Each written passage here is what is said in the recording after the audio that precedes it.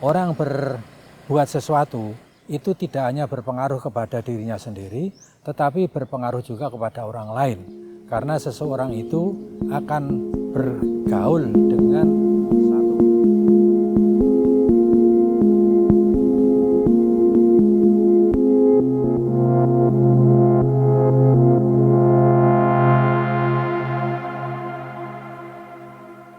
Assalamualaikum warahmatullahi wabarakatuh. Alhamdulillahirabbil alamin. Wassalatu wassalamu ala sayyidina wa habibina wa syafi'ina wa maulana Muhammad wa ala alihi wa sahbihi ajma'in, amma ba'du. Kali ini kita akan berbicara mengenai al-akhlaqul karimah. Al-akhlaqul karimah ini berasal dari kata al-akhlaq.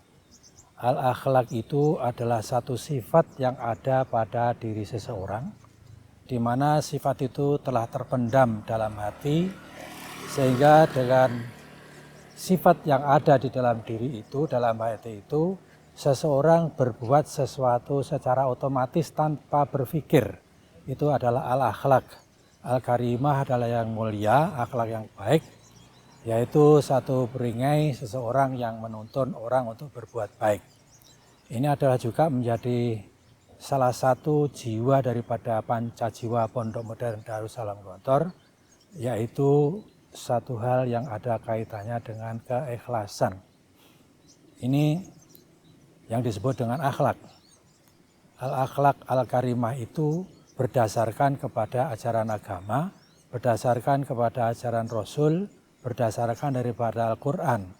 Rasulullah SAW itu akhlaknya adalah Al-Quran. Akhlaku Al-Quran. Segala sesuatu yang ada di Al-Quran itu dilakukan oleh Rasulullah SAW. Akhlak itu adalah pengetahuan tentang baik dan buruk.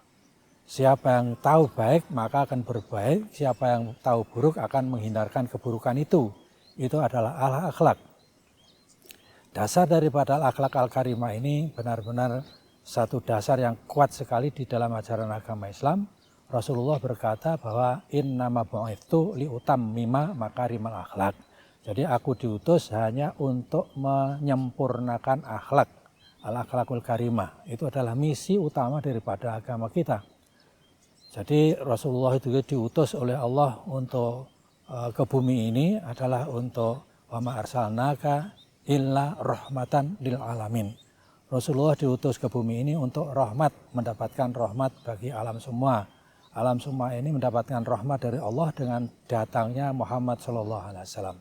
Itulah al-akhlak seperti itu. Jadi al-akhlakul karimah ini dasarnya kuat sekali dan kita harus benar-benar melaksanakan al-akhlak al-karimah. Di samping itu, orang yang berakhlak, orang berbuat sesuatu itu tidak hanya berpengaruh kepada dirinya sendiri, tetapi berpengaruh juga kepada orang lain. Karena seseorang itu akan bergaul dengan satu, sama Tuhan, maka dia berdoa dan berpikir tentang Tuhan. Yang kedua, dengan dirinya sendiri, dia berpikir tentang dirinya sendiri. Yang ketiga, dengan orang lain, yaitu manusia yang lain yang hidup bersama mereka, bersama kita, bersama manusia yang lain. Kemudian juga hidup bersama binatang. Kemudian hidup juga bersama makhluk yang lain yang disebut dengan alam ini. Maka semuanya ini sebenarnya terpengaruh oleh al-akhlak, akhlak orang. Jadi kepada Allah kita mempunyai akhlak baik, maka kita akan berdoa dan kita akan minta, kita akan menyangka bahwa Allah itu baik dan tidak ada suudzon kepada Allah. Ini adalah kepada Allah. Kemudian kepada diri kita sendiri, kita mempunyai akhlak itu mempunyai perbuatan yang baik kepada diri kita sendiri. Kita tidak memaksakan diri, kita tidak kalah dengan hawa nafsu, kita selalu bisa mengendalikan diri, bisa mawas diri, dan bisa mengatur diri. Ini adalah akhlak kepada diri sendiri. Kemudian kepada orang lain, itu juga kita mempengaruhi orang lain dari akhlak kita, dari perbuatan kita. Kita bisa berbuat bebas, tapi kebebasan kita ini selalu dibatasi dengan kebebasan orang lain. Jadi khurriyatul mar'i mahdudatun bi khurriyati ghairihi, itu begitu. Jadi kebebasan kita ini selalu dibatasi oleh kebebasan orang lain. Maka di dalam bergaul dengan orang lain kita perlu aturan yang disebut dengan al-akhlaq tadi. Al-akhlaq itu adalah satu pengetahuan kebaikan kepada orang lain. Jangan sampai kita berbuat jelek kepada orang lain. Jadi dengan begitu kita mempengaruhi orang lain, kita bergaul dengan orang lain supaya kita bisa memilih tindakan atau ungkapan yang baik kepada orang lain. Ini kepada orang lain. Kemudian selain kepada orang lain, kita juga mempunyai akhlak kepada binatang. Kita mempergauli binatang, memelihara binatang, itu tentu ada aturan-aturan tersendiri. Jadi Rasulullah mengajarkan supaya kalau kita menyembelih binatang, supaya ditajamkan pisaunya. Ini adalah satu akhlak juga, satu mentalitas kita yang baik kepada binatang. Kita tidak bisa berbuat semena-mena kepada binatang, kita tidak bisa menyiksa binatang, tetapi kita berbuat baik kepada binatang itu memperlakukannya dengan perlakuan yang baik. Melihat bagaimana kebutuhan binatang itu, melihat juga bagaimana binatang itu hidup. Kita menyesuaikan diri, kita berbuat sesuatu supaya tidak mengganggu binatang itu. Itu adalah kepada binatang. Selain kepada binatang, kita juga kepada alam. Kepada alam kita harus juga mempunyai akhlak, mempunyai aturan. Kalau tidak, maka ekosistem itu akan rusak apabila kita tidak mempunyai akhlak yang baik. Maka di sana disebutkan zaharul fasadu bil barri wal bahri bima kasabat aydin nas. Artinya kerusakan di bumi dan di laut itu disebabkan oleh perbuatan manusia, artinya oleh akhlak manusia. Kalau manusia ini tidak mempunyai akhlak baik di dalam mempergauli atau memperlakukan tanah, memperlakukan hutan, memperlakukan air, maka semuanya akan menjadi rusak.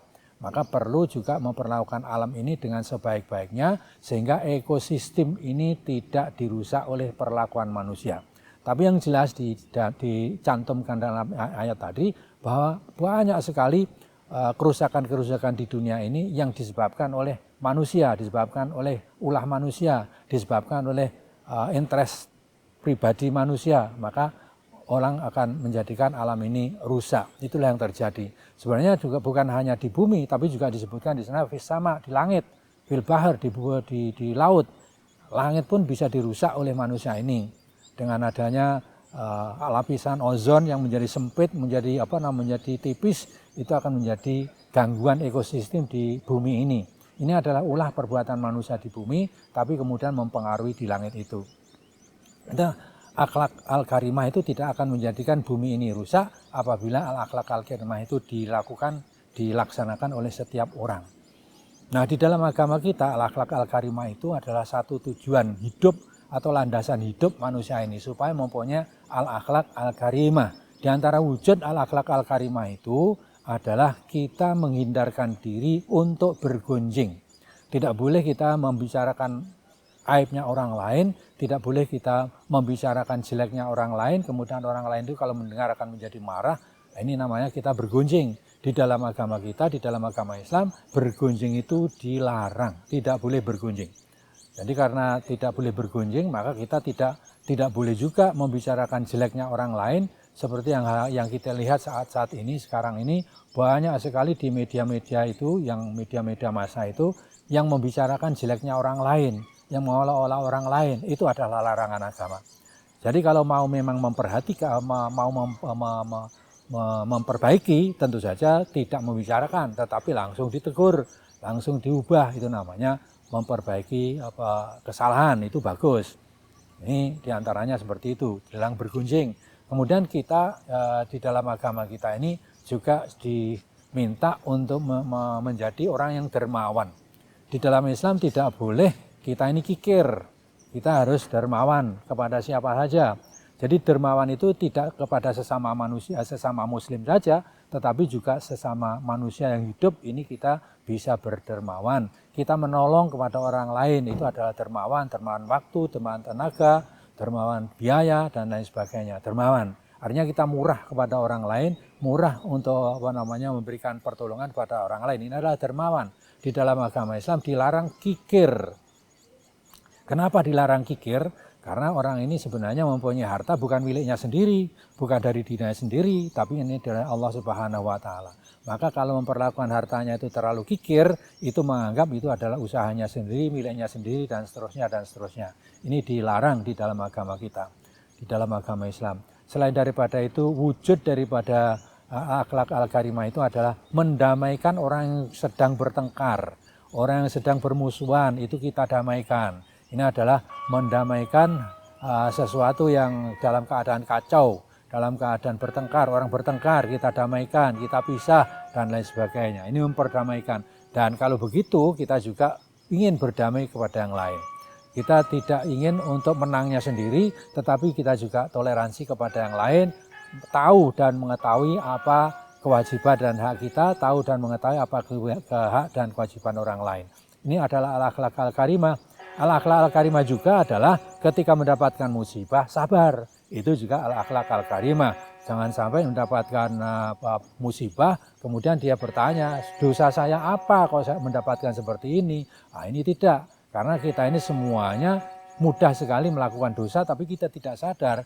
Maka kita harus mengakui kalau dalam keadaan itu kita salah, maka segera kita istighfar kepada Allah Subhanahu wa Ta'ala. Supaya istighfar ini adalah termasuk al-akhlak al-karimah, al-akhlakul karimah, seperti itu.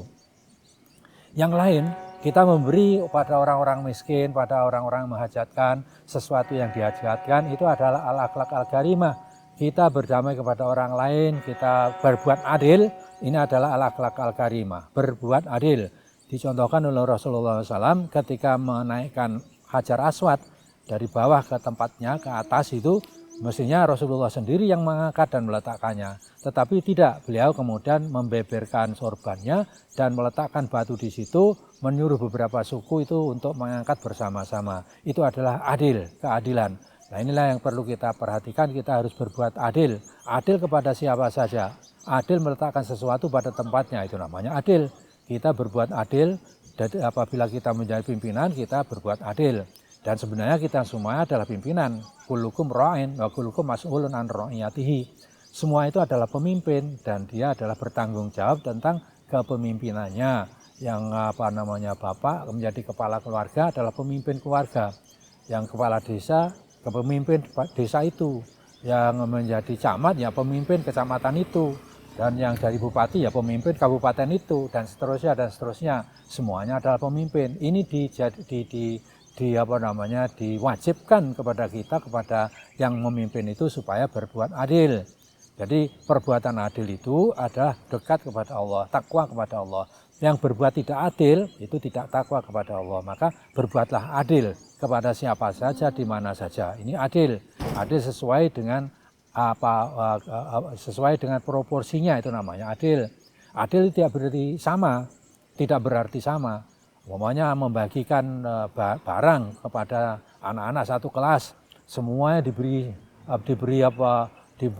barang yang sama. Padahal di situ laki-laki perempuan semuanya diberi kopiah, yang tidak adil. Maka perlu ada melihat bagaimana kebutuhan yang diberi itu. Ya, ini adalah berbuat adil. Juga kita tidak melakukan sesuatu yang tidak pada tempatnya. Ini kalau tidak melakukan sesuatu pada tidak tempatnya, itu adalah juga tidak adil. Maka perlu berbuat adil. Nah, saya kira itu saja sementara mengenai al-akhlak al-karimah ini. Mudah-mudahan ini bisa kita jadikan satu peringatan bagi kita semuanya untuk berpegang teguh kepada al-akhlak al-karimah yang disarankan, yang diwajibkan, yang ditekankan oleh agama kita ini. Sekian, terima kasih. Wassalamualaikum warahmatullahi wabarakatuh.